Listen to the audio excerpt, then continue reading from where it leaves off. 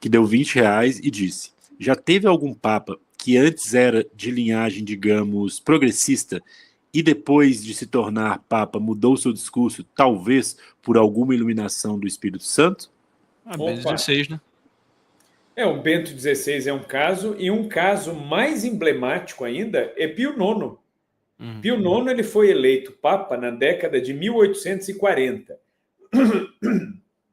que era a época em que as ideias, por exemplo, do comunismo estavam ganhando força, né? Karl Marx, Friedrich Engels, as próprias ideologias lá da Revolução Francesa, do Iluminismo francês, isso tudo estava espalhadíssimo pela Europa, e foi um conclave que veio logo depois do Gregório XVI.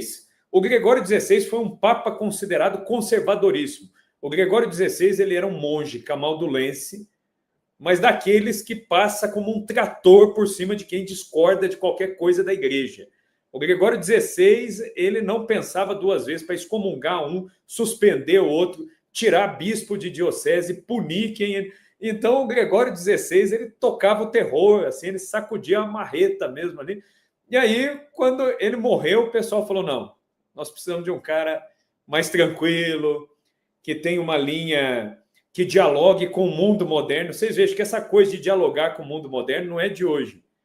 E aí os cardeais pensaram em um papa, em um cardeal jovem, que era quem? O cardeal Mastai Ferretti, que era de família nobre, mas tinha um pensamento liberal. Ele veio de família rica, mas tinha aquele pensamento mais à esquerda, aquele pensamento de um certo liberalismo político, econômico, um certo relativismo até. Eles falaram, esse é o candidato ideal.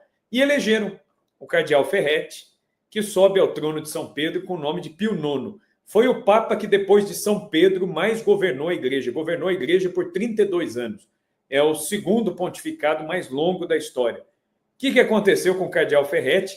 Durante o papado, se deu a conversão desse homem. Ele foi mudando, e isso foi uma iluminação divina mesmo. Na medida em que os problemas da igreja, os problemas na Europa, as guerras, a própria ameaça de o Papa perder os seus territórios, monarcas perdendo o trono, com toda essa bagunça na Europa, a Primavera dos Povos, em 1848, tal, o que aconteceu com ele? Ele foi tomando consciência do problema que estava ali e de que ele, como Papa, precisava dar uma resposta à altura a partir do quê? Da tradição da igreja, da doutrina da igreja.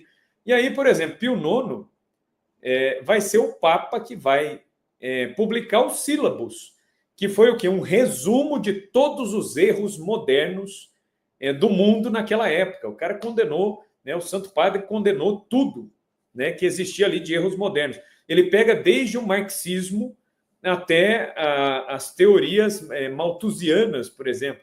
Então ele vai bater em tudo isso, ele vai falar contra a maçonaria, vai falar dos erros do protestantismo, vai pegar tudo isso. É o Papa que vai proclamar o dogma da Imaculada Conceição, vai proclamar o dogma da infalibilidade papal. O que é infalibilidade papal? O Papa, enquanto sucessor de Pedro, que recebe o mandato de Cristo, ele não erra quando se pronuncia ex cátedra. O que isso quer dizer? Quando o Papa tem de se posicionar ensinando alguma coisa em termos de fé e de moral, ele não erra, por uma assistência divina. Ou seja, é um dogma que não está dizendo que o Papa é impecável. O Papa não peca, não é isso. O Papa peca. Mas quando ele vai definir alguma coisa em matéria de fé e de moral, ele não erra, porque ele é assistido pelo Espírito Santo, e o Espírito Santo, por pura bondade, misericórdia, para não deixar o povo de Deus se perder, o Espírito Santo ilumina o Papa. Vou dar um exemplo aqui, curioso, um exemplo recente. A Humani Vitae, do Papa Paulo VI, que falava lá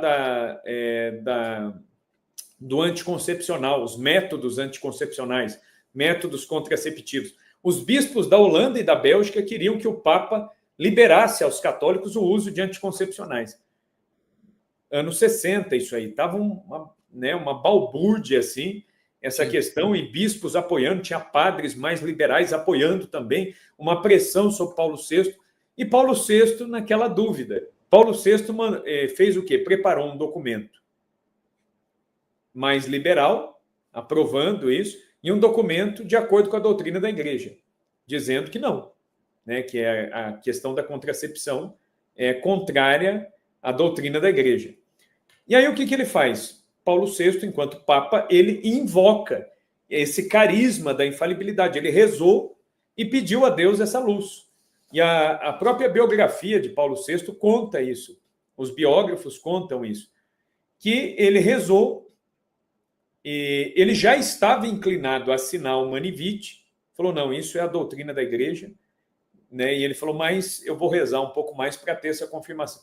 E ele teve um sonho, ou uma visão, nem ele mesmo sabia dizer se era um sonho, uma visão que é, onde ele sonhou ali, em que ele via Cristo claramente apontando para o Manivite, né, dizendo, assina esse aqui. E aí ele rezou mais um pouco, refletiu mais um pouco, assinou o Manivite. Foi o calvário de Paulo VI. Depois que ele publicou o Manivite, foi em 68. Até 78, durante 10 anos, ele não publicou mais nada. Porque o próprio episcopado caiu de pau em cima dele, achando que o Papa estava sendo duro demais. O que ele fez? Ele só reafirmou aquilo que a Igreja sempre ensinou. Então, quer dizer, e olha que Paulo VI era considerado muito progressista até, mas ele não liberou. Então, quer dizer, quando há a invocação do carisma da infalibilidade, o Papa não erra. É o caso de João Paulo II, quando os bispos perguntaram sobre ordenação de mulheres. João Paulo II fez um pronunciamento ex cátedra. Ele disse, não é possível. Né? Por quê? Porque a Igreja sempre ordenou homens. Na última ceia, Jesus deu um mandato para homens, e é assim.